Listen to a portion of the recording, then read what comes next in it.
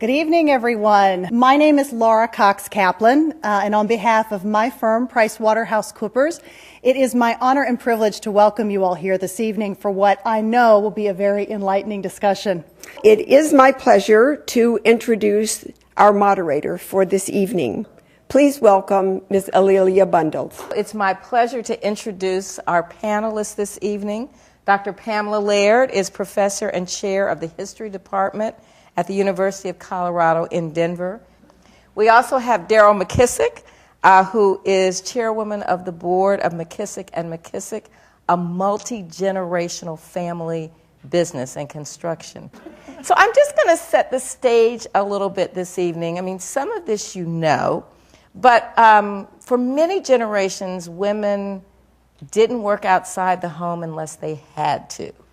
And so many people in the room probably grew up with mothers who were at home. My mother always worked, and generations of my women in my family always worked. And throughout American history, women really worked whether it was considered proper or not. As A'Lelia said, women have always worked, and the differences have a lot to do with class. So one of the things I like to do in teaching is to give a very broad way of categorizing class. So there are a very small number of women who didn't have to work. Very rare, upper class. Then you have women who worked in the home without getting any remuneration for it, and women who worked in the home for money, and so you've got women running boarding houses, having millinery shops. But my family goes back 5 generations to my great-great-grandfather, who was a slave builder and passed the trade of building down to my great-grandfather, who passed it to my grandfather. And my grandfather and his brother went to corresponding school to become architects and started our family business in Tennessee in 1905, making us the oldest African-American architectural firm in the country. There were some numbers that we had, some Pew Research findings about housework and childcare. Women perform 16 hours of housework per week and 12 hours of childcare compared to men's 9 hours of housework and 7 hours of childcare. 59% of women now work or are actively seeking employment.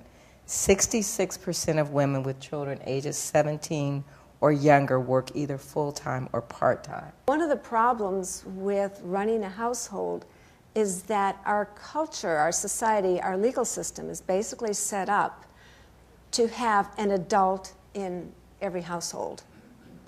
Now, if you're very rich, you can pay for that adult to be in the household. If you're not, then it has to be one of the adults in the household. And it typically is a woman, but there are women who have greater earning power than their partners, and so the women will go off and the men will be the house husbands, and it can work fine. But one of the reasons why this is a problem, and that is that there is a presumption that each family is pretty much on its own for taking care of the children and taking care of the household. There have been many suggestions over the years, going back to the Progressive era, century and more ago, to set up households in a grouping so that they would share a common kitchen, common laundry room, and so on and so forth, common duties.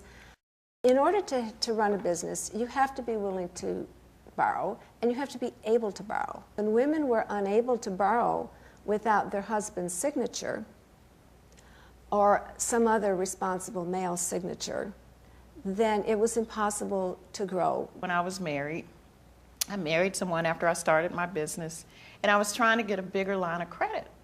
So I go to a major bank in town, and I worked with them for a long time. I put one of my real sales jobs on them. So finally, they said, we're going to give you a real line of credit. And I think it was like $200,000. I mean, that really was going to help, but it was something. And they said, but, the day I had to go down to sign my documents, they said, we want you to bring your husband. And I said, why? And they said, well, we just want him to come sit with you.